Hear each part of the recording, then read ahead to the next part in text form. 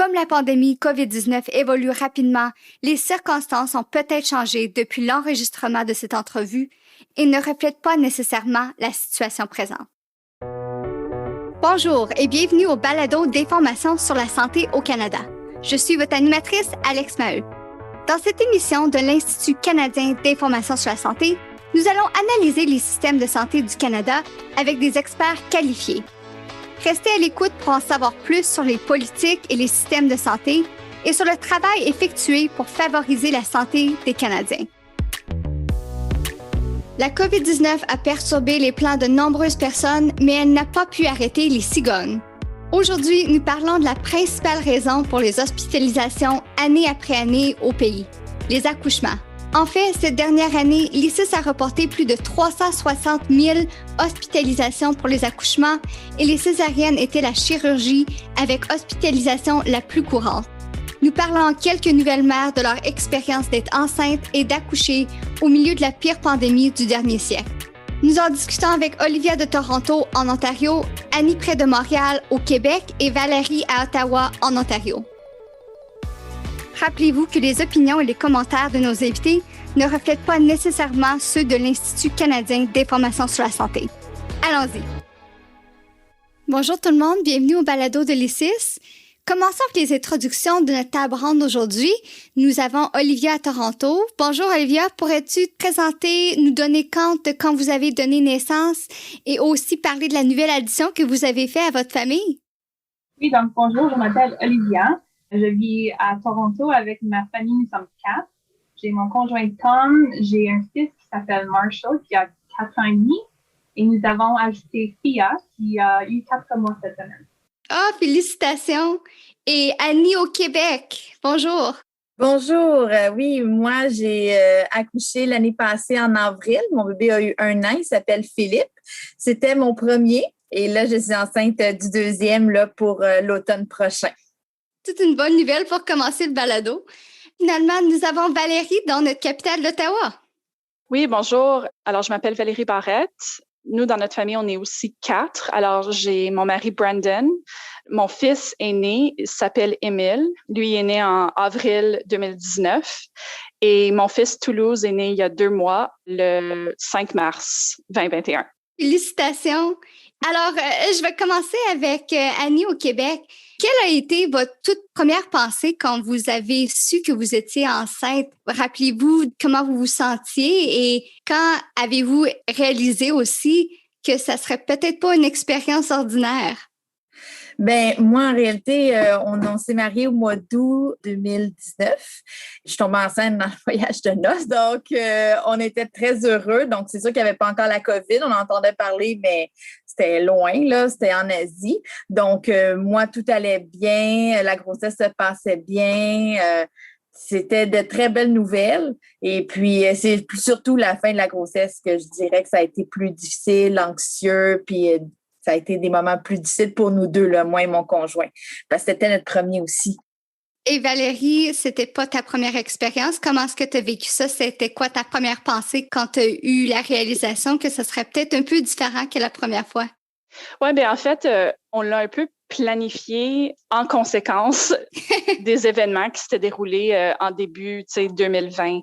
Alors, moi, mon intention, c'était vraiment pas de tomber enceinte en 2020. En fait, alors moi et mon conjoint, on travaille tous les deux pour Affaires mondiales Canada. Et on était censé partir en affectation Japon à l'automne dernier, alors à l'automne 2020. Mais à cause de toute la situation avec la pandémie, notre affectation a été cancellée. Alors là, on s'est retrouvés au printemps 2020 avec comme pas grand-chose à faire.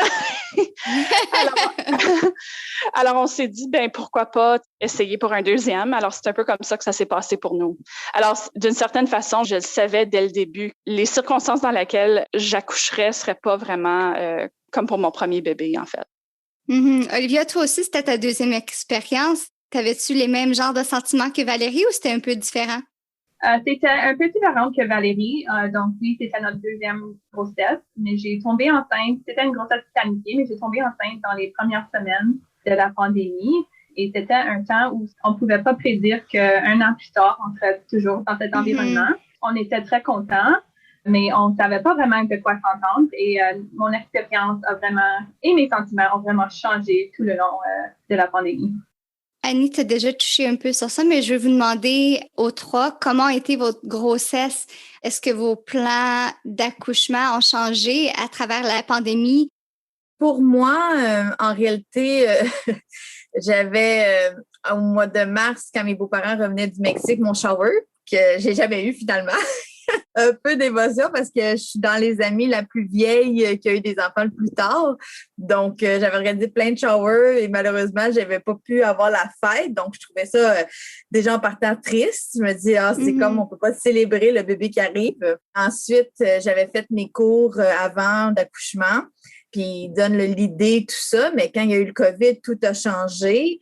Nous, à un moment donné, au mois d'avril, au Québec, on a même eu une fin de semaine qui disait que les papas n'avaient pas le droit d'assister à l'accouchement. Et là, ça, je suis venue là, émotive. Et là, je me trouvais le plan B. Je vais accoucher à la maison. Je vais faire venir un médecin.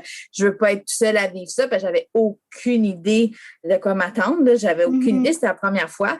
Donc, je dirais que les émotions, l'anxiété a beaucoup embarqué, mais mon médecin, parce que je le voyais rapprocher, vers la fin, on les voit plus rapprochés. Surtout, je faisais aussi un peu de diabète de grossesse. Donc, elle me disait, non, le père peut venir, mais vous n'avez pas le droit de sortir de la chambre. Tu sais, il y avait vraiment des grosses règles. Puis, je trouvais ça dommage aussi qu'à l'hôpital, les gens ne pouvaient pas venir voir le bébé, tout ça. Mais il y avait du positif en même temps parce qu'on a pu se reposer.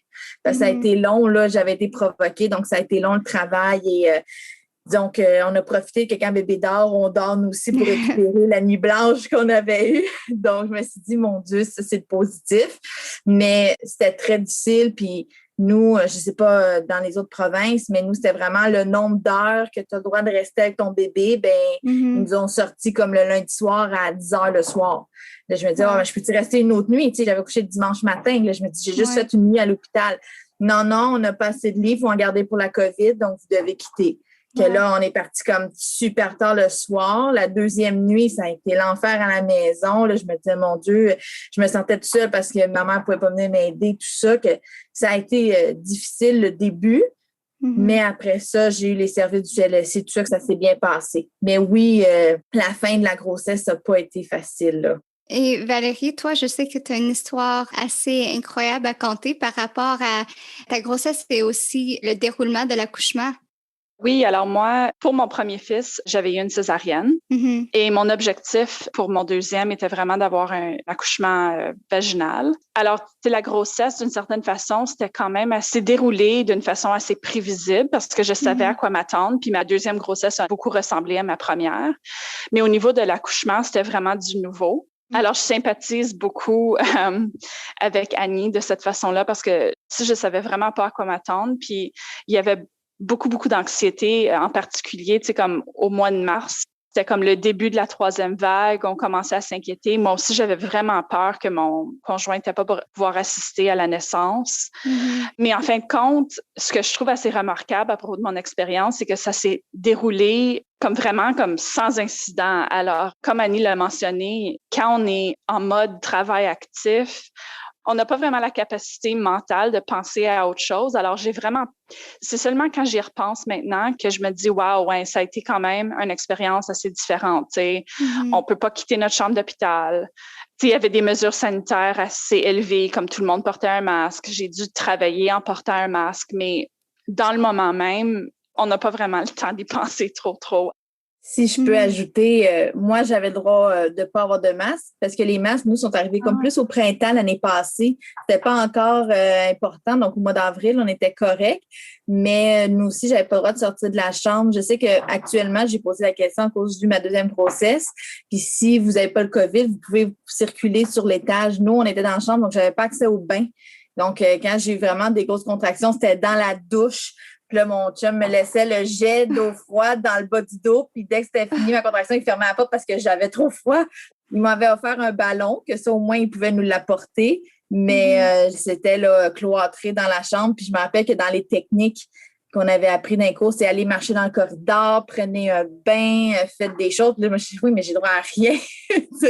Donc, c'était vraiment différent, les règles sanitaires. Là, mais c'était nouveau là, aussi pour eux, la COVID, là. Olivier, et toi? J'ai eu une expérience, je dirais, un peu semblable avec Valérie. Donc, moi aussi, j'ai eu une césarienne avec mon premier et j'avais l'objectif d'avoir un accouchement vaginal pour ma deuxième. J'ai été très chanceuse. Mes 2 grossesses ont été super bien. J'ai pas eu de complications. Malheureusement, mon deuxième, mes 2 enfants ne voulaient pas sortir. Donc, en fin de compte, j'ai fini par avoir une deuxième césarienne qui s'était planifiée. Donc, c'était comme plus facile, je pense. Mais comme Valérie, on ne pouvait pas se promener, le premier jour, on ne pouvait pas vraiment se promener sur le plancher. Puis une fois que Fia est née, on était pris dans la chambre, on ne pouvait pas sortir. On portait des masques la majorité du temps. La première soirée, on avait une chambre double. Nous et l'autre couple, on avait fermé nos rideaux et on enlevait nos masques. Les infirmières, ils ne poussaient pas vraiment qu'on le porte, que j'ai trouvé un peu bizarre, comme, tu sais, on était seuls la majorité du temps et on nous disait de remettre notre masque. Si je peux juste ajouter, j'ai eu une expérience semblable avec l'apport du masque, Olivia. Alors, après que j'ai accouché, nous aussi, on oubliait comme constamment de remettre notre masque. Puis les gens disaient pas grand-chose. Puis moi aussi, j'ai trouvé ça un peu intéressant. C'est vraiment intéressant. Comment est-ce que vos partenaires ont vécu cette expérience? Ben moi, je dirais que mon conjoint, surtout vers la fin de la grossesse, j'avais une dernière échographie, il n'a pas pu être présent. Et là, encore, pour ma deuxième grossesse, les échographies qu'on a, la première de 14 semaines, il n'a pas pu être présent, ils ne veulent pas. Alors, on trouve ça dur parce qu'on se dit, on va les 2 ensemble chez Walmart, on ne peut pas aller à l'échographie. On trouve ça vraiment dommage. On comprend les réalités, là, des hôpitaux, ils ne veulent pas que ça rentre, mais on trouve ça vraiment dur. Il a trouvé ça dur de ne pas sortir, mais en même temps, nous, on n'avait pas d'autres enfants. Comme là, on a un bébé. Là, le deuxième, ben, je me suis dit, ben, il va pouvoir aller le voir. Tu sais, ça, on aurait peut-être trouvé ça dur, mais là, de rester avec moi, c'était correct. Puis au contraire, c'était fait une boîte à lunch avec plein de choses dedans, là, plein de trucs pour pas rien manquer. Donc, il était très content d'avoir son snack. Il était très drôle parce que des fois, même, il dit, j'ai hâte de la deuxième, je vais me refaire un snack. Je vois, mais tu vas pas sortir, là. Puis il dit, non, mais il dit, je vais rester avec toi. Que, tu sais, il y avait quand même le bon côté.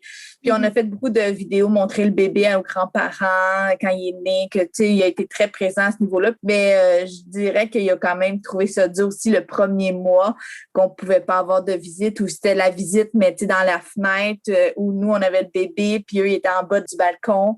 Mais la grossesse, l'accouchement, là, il n'a pas senti trop l'effet de ne pas sortir parce qu'on restait de toute façon les 2 ensemble. On n'avait pas d'autres enfants là, qui nous attendaient ou quoi que ce soit. Donc, ça a été pas si pire. Valérie, comment est-ce que c'était pour ton partenaire, l'expérience? Je suis d'accord un petit peu avec ce qu'Annie a dit. Alors, pour nous aussi, mon conjoint n'a pas vraiment remarqué trop, les mesures sanitaires ou quoi que ce soit. Je dirais que la seule chose qui m'a vraiment inquiétée, c'est, comme j'ai mentionné, j'avais peur qu'il puisse pas assister à l'accouchement. À peu près 2 semaines avant que j'ai accouché, mon mari a développé un genre de rhume. Puis là, j'ai vraiment paniqué parce que je me suis dit, même si c'est pas la COVID, si on rentre à l'hôpital, puis il mentionne qu'il y a des symptômes, il pourra pas rentrer. Alors, en fin de compte, il s'est fait tester, le résultat était négatif, puis ses symptômes se sont résorbés, là. Mais c'est plutôt cette anticipation puis l'anxiété qui était rattachée à tout ça que qu'on a trouvé difficile. Olivia, pour toi, comment ça a été pour ton partenaire?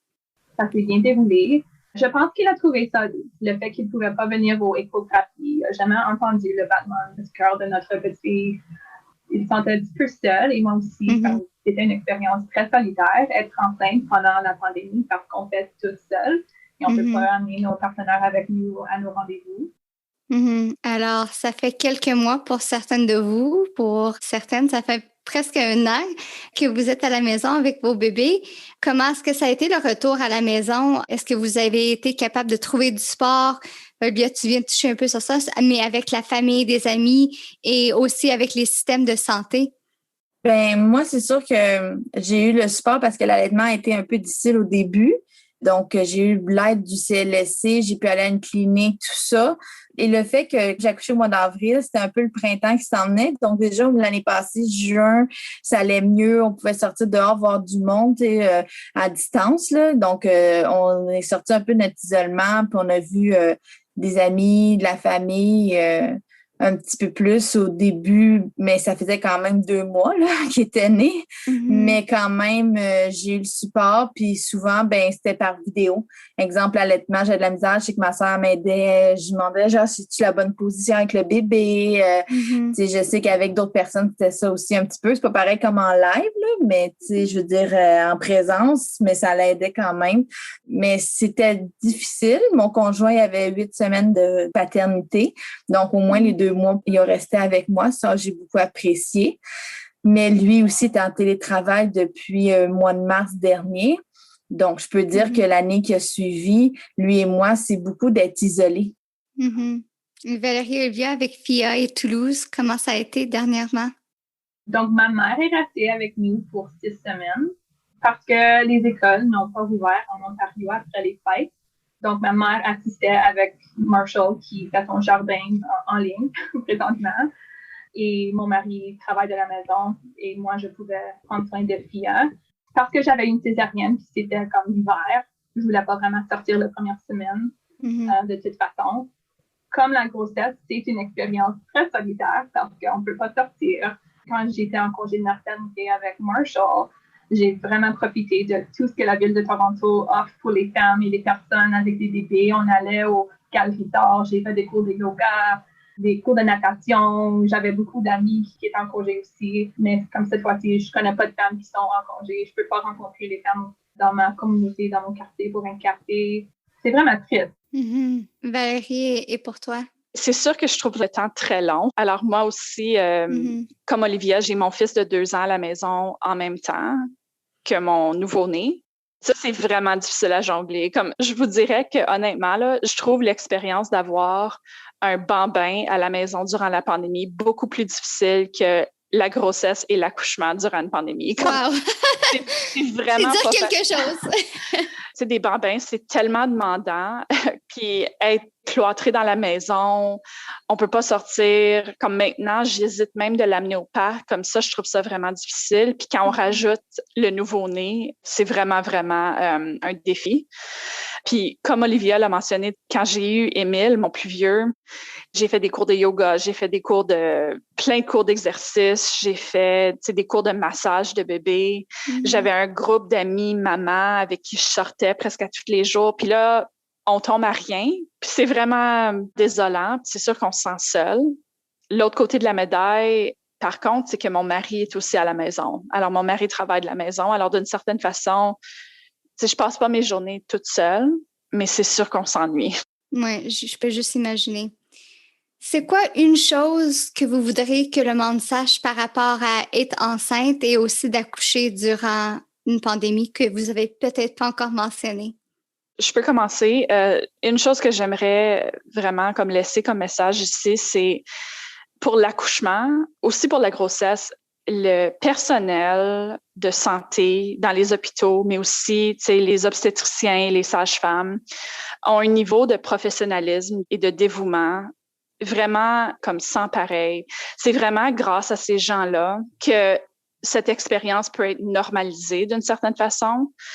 Ça m'a vraiment frappé à quel point, à l'hôpital, mais aussi durant mes rendez-vous avec mon obstétricienne au cours de ma grossesse, tout ce qui se passait semblait vraiment routinier. Puis je pense que c'est vraiment remarquable à quel point ces gens-là qui travaillent dans des circonstances très, très, très difficiles ont la capacité de normaliser ce qui se passe en ce moment pour les femmes enceintes. C'est vraiment un beau message. Olivia ou Annie, vous avez quelque chose à ajouter? Ben moi, c'est dur de comparer avec une autre parce que c'était la première. Tu sais, tout ce que vous avez parlé tantôt des activités, j'avais tout un beau plan de pendant ma grossesse, de choses que je voulais. J'avais une cousine puis ma belle-sœur qui accouchait en même temps que moi, donc on essayait de donner des idées d'aller faire des activités de temps en temps. On n'a plus rien faire. On s'adapte quand même par la situation, on n'a pas le choix. Puis je sens pas mon bébé plus malheureux parce que pendant 1 an, il a manqué plein de choses que lui, il ne sait pas. C'est d'avoir manqué le Père Noël, il ne sait pas c'était quoi. C'est de ne pas avoir eu de fête à 1 an. J'ai trouvé ça dur. Il ne faut pas que j'en parle trop. J'ai trouvé ça dur, là, fin avril, de ne pas y faire sa fête là, avec tout le monde. Mais je sais que je vais le faire cet été. Il y a des choses que je n'ai pas pu faire. Ça m'a fait beaucoup de peine, mais on se dit il y a des choses pires. Mon conjoint était à la maison, j'avais une présence. Lui a pu profiter de voir son fils pendant 1 an, ce qu'il n'avait pas pu s'il avait travaillé à Montréal. Je me dis, mon fils a pu passer beaucoup plus de moments avec son père aussi, les dîners, les pauses, des choses comme ça. Mais c'est sûr que l'année a été difficile. J'ai hâte de vraiment revenir à la normale. Puis j'espère que pour ma 2e grossesse, 2e congé de maternité, que ça va être différent pour voir c'est quoi. J'ai quand même eu un beau bébé en santé, alors je peux pas trop me plaindre. Alors, la pandémie fait évidemment une grosse partie de vos histoires de naissance aussi. Qu'est-ce que vous espérez pour vos enfants dans le futur? Ben, moi, je pense que il va s'en rappeler parce que toutes les photos pendant 1 an qu'il y a avec du monde, ils ont tous des masques. Que dans son album photo, il y a tout le monde a des masques sur les photos. Donc, je sais qu'il va connaître comment il est né, mais j'espère dans le futur que ça va aller mieux, de revivre un peu une vie normale, mais on le sait que ça ne sera pas tout à fait pareil parce qu'il y a des choses quand même qui ont changé puis qui vont être différentes. Mais j'ai hâte qu'il puisse jouer avec ses cousins, cousines, qu'il puisse voir ses mononcles, ma tante. J'ai hâte pour vous. Olivia, pour toi?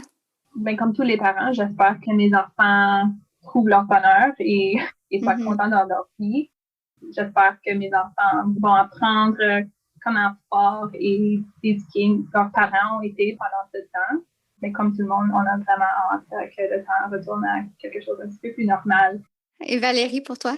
Moi, je lui souhaite vraiment de se rapprocher avec les gens avec qui on n'a pas pu passer beaucoup de temps cette année, comme mon frère, par exemple. Mais aussi, je lui souhaite vraiment de développer une certaine résilience. Parce que si l'expérience de cette année m'a appris quelque chose, c'est vraiment que c'est important d'être résilient. Et puis, tu sais, de pouvoir s'adapter à des situations difficiles. Alors, si je veux lui apprendre quelque chose, je pense que c'est vraiment ça. La capacité de s'adapter, d'être flexible, c'est important dans la vie parce qu'on ne sait jamais qu'est-ce qui va arriver. Absolument. Mais merci encore à tous les 3 d'être ici, Valérie, Olivia et Annie. Merci pour votre bravoure, pour partager vos histoires. Je vous souhaite tout le bonheur avec vos petits. Merci d'avoir été à l'écoute. Nous espérons que cet épisode vous a plu. Revenez-nous bientôt car nous continuerons à présenter des points de vue intéressants et à décortiquer les sujets liés à la santé qui vous intéressent. Pour en savoir plus sur l'ICIS, visitez notre site web icis.ca. Si vous avez apprécié notre discussion d'aujourd'hui, abonnez-vous à notre balado, laissez-nous un commentaire et suivez-nous sur les réseaux sociaux. Cet épisode a été produit par Jonathan Kuline avec l'aide d'Amy Chen, Marissa Duncan, Shraddha Sankey et Ramon Sayep. Ici Alex Maheu, merci de suivre le balado d'information sur la santé au Canada. À la prochaine!